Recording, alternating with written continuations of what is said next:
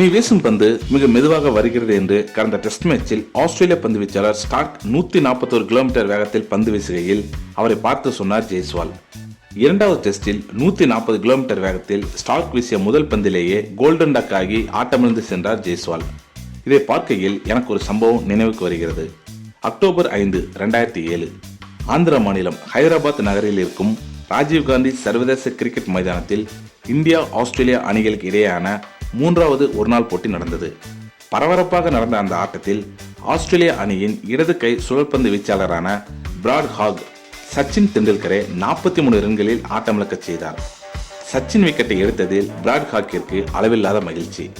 Match முடிந்த பின் அன்றைக்கு அவர் வீசிய பந்தை எடுத்துக்கொண்டு சச்சின் தெண்டுல்கரிடம் சென்று ஆட்டோகிராஃப் கேட்டார். தெண்டுல்கரும் அந்த பந்தை வாங்கி "this will never happen again hockey" என்று எழுதி கையெழுத்து போட்டு தந்தார். இனி என் விக்கெட்டை உன்னால் வீழ்த்த முடியாது என்று அதற்கு அர்த்தம். அது எப்படி அவ்வளவு உறுதியாக ஒரு பேட்ஸ்மேனால் இப்படி எழுதி தர முடியும்? ஒருவேளை இன்னொரு முறையும் சச்சின் தெண்டுல்கர் விக்கெட்டை பிராட் ஹாக் எடுத்துவிட்டால் அது பெரும் அவமானம் அல்லவா என்றெல்லாம் உலகெங்கும் இருக்கும் கிரிக்கெட் ரசிகர்கள் வியப்போடு அந்த நிகழ்வை பார்த்தார்கள். 2007 நடந்த சீரீஸில் இருந்து 2008 பிராட் ஹாக் ஓய்வு அறிவிக்கும் வரையில் சச்சின் விக்கெட்டை பிராட் ஹாக்கால் எடுக்கவே முடியவில்லை. இப்படியான ஒரு வரலாறு கிரிக்கெட் உலகில் எங்குமே நடந்ததில்லை, இனி நடக்கப் போவதும் இல்லை.